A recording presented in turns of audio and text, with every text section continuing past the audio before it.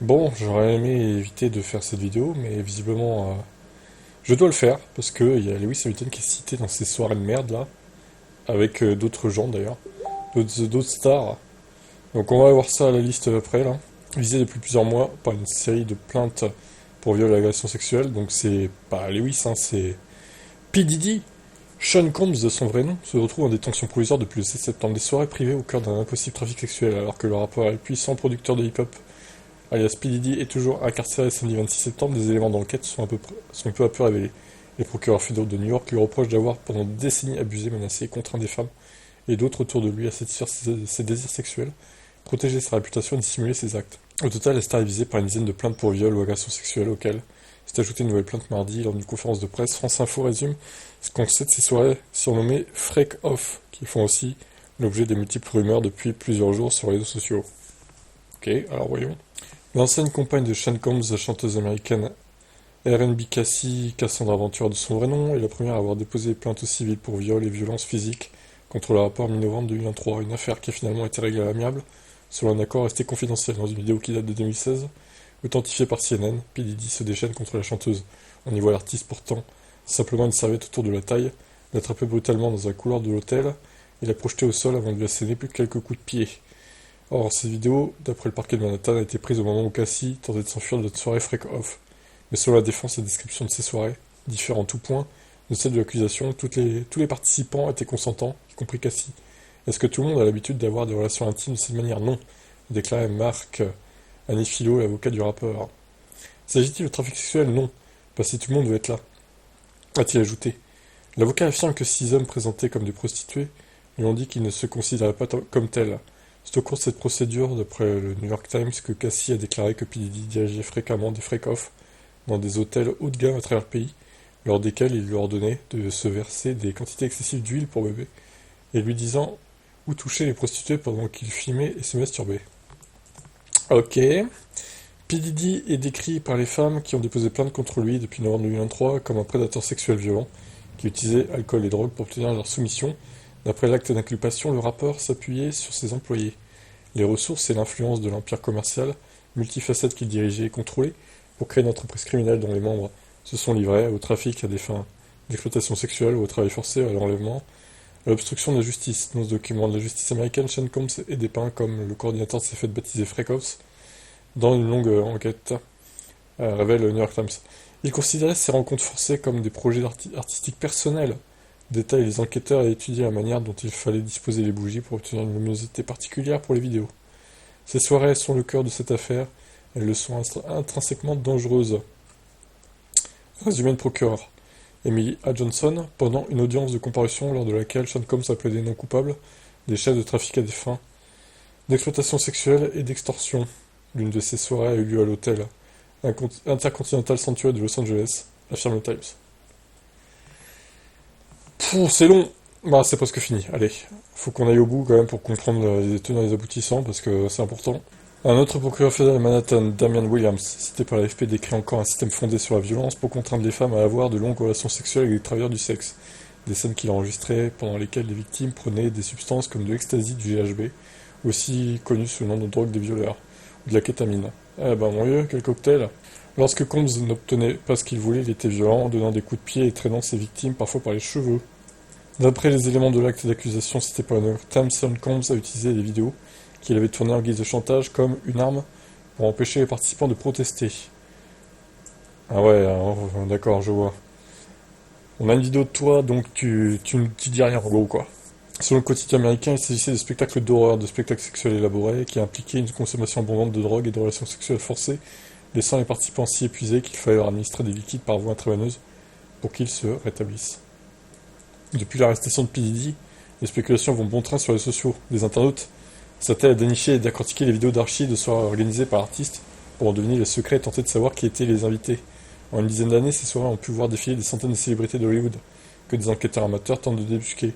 Il est pourtant impossible pour le moment de désigner des personnalités qui auraient pu être au courant des violences mentionnées dans l'acte d'inculpation et les plaintes des femmes, ou même être présentes. Des internautes tentent aussi de déterminer les éventuelles victimes de violences. Le chanteur Justin Bieber, que P. Diddy a pris sous son aile au début de sa carrière, qui est âgé de 15 ans, se trouve au cœur des spéculations. Des vidéos de certaines de leurs Des interactions refont surface reconsidérées à l'aune des accusations visant Sean Combs. Des internautes pensent voir dans ces courts extraits, parfois difficiles à contextualiser, des éléments confirmant la thèse selon laquelle le jeune garçon a été victime des agissements de son mentor. Dans un documentaire de 2009, P. Diddy lui promet de réaliser des choses folles qu'il ne peut pas dévoiler, de quoi alimenter toutes les théories. Ouais, j'avoue là... Les paroles de la chanson Lonely du chanteur canadien sorti en 2021 et qui mentionne les difficultés d'avoir été un enfant star ou les supposés messages codés du clip de Yumi sont également étudiés à la loupe. Une autre chanson présentée comme interprétée par Bieber a été écoutée des millions de fois sur les réseaux sociaux, notamment TikTok. En quelques jours, on y entendait l'artiste chanter « Je me suis perdu à une fête de Didi ». Or, c'est le spécialiste interrogé par CBS News, le titre qui ne fait pas partie de la discographie de l'artiste est probablement le produit de l'intelligence artificielle. Remettant une pièce dans la machine, le rappeur 50 Cent, Curtis Jackson donc, a déclaré mercredi qu'il préparait une série documentaire pour Netflix sur les accusations de violences sexuelles qui visent P. Diddy. Il s'agit d'un récit complexe, qui s'étend sur des décennies et pas seulement les gros titres ou les clips vus jusqu'à présent. Le rappeur n'a pas dévoilé davantage de détails sur le projet, mais assure que les bénéfices seront utilisés pour soutenir les victimes d'agressions sexuelles. Curtis Jackson s'engage aussi à donner une voix à ceux qui n'en ont pas et présenter des perspectives authentiques et nuancées. Ouf.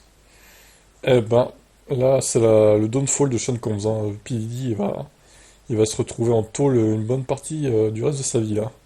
Et ce sera mérité si, évidemment, toutes les accusations sont prouvées, mais bon, je pense que c'est le cas, hein, clairement. Je pense que tout est vrai, malheureusement.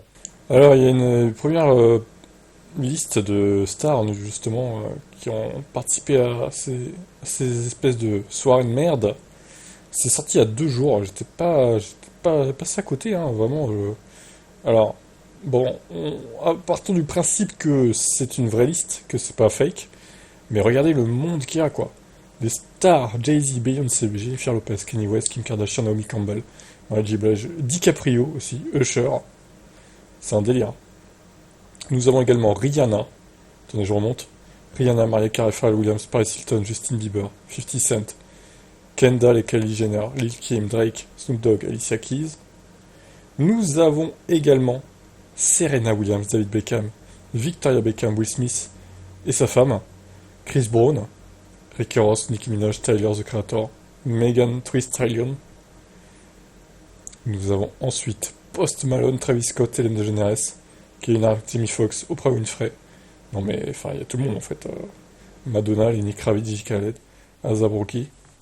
Nous avons ensuite Cardi B, Kris Jenner, Lupita Nyong'o, Sean Penn, Tyrese Gibson, qui joue dans Fast and Furious, Zendaya, Big Sean, Michael B. Jordan, Future, Adele, Steve Harvey. Putain, mais c'est fou quoi. Chris Rock, Nas, Eva Longoria, Pharrell Williams, Lewis, du coup, 57ème, qui est, voilà. Alors, apparemment, ça met que il était spécialement dans les soirées qu'il organisait au Grand Prix du week-end de Monaco, P. Diddy. Vu que lui-même habite à Monaco, effectivement, il n'avait pas loin à aller. Joe Jonas, Sofia Vergara, Shakira, Demi Lovato, John Legend, Chrissy Teigen, je sais pas comment on dit, Teyana Taylor, Flood Me Weather, Dr. Dre, LL Cool J, Swiss Beats, la Anthony, ils ont des noms, Ryan Reynolds aussi. Nous avons également Mark Wahlberg, Cara Delevingne, Iggy Azalea. Nous avons par ailleurs Nick Jonas, Charlize Theron, Justin Timberlake, Gigi Hadid, Bella Hadid, Zoé Kravitz, Diplo, Offset, Saweetie, Kendrick Lamar, Lizzo. Donc là, il y a 85, alors je sais pas s'il y en a d'autres, mais c'est quand même énorme déjà la liste. Donc waouh. Donc moi j'attends de voir si Hamilton va en parler, ou s'il va s'expliquer, ou s'il va dire qu'il n'a rien à voir dans tout ça, qu'il était pas au courant, ce qui je sens qu'il fera, hein, de toute façon. Alors j'espère qu'il était pas au courant effectivement de tout ça, parce que sinon c'est un scandale et il aura été sanctionné, hein. Malheureusement, je suis fan de lui, mais il faut quand même pas tout pardonner, quoi. Je veux dire, au bout d'un moment, faut être objectif, donc j'espère vraiment qu'il n'a rien à se reprocher. Si c'est le cas, tant mieux. S'il était pas au courant, enfin, quand même, toutes ces stars invitées, il n'y en a pas une seule qui était au courant de ce que faisait P. Diddy. Moi, j'ai quand même des doutes, hein. Honnêtement, je vous dis, ça m'étonne un petit peu quand même. Donc, on va attendre de voir ce qui va se passer. Je sais pas s'il va en parler, s'il va prendre le temps de faire une story sur Instagram ou une interview, j'en sais rien. Mais je sais qu'il était très ami avec P. Diddy, il y a des photos de lui et de P. Diddy qui tournent sur le net. Donc, est-ce qu'il l'a mis dans la confidence? Mystère et boule de gomme. Qu'est-ce que vous en pensez, vous, de cette affaire?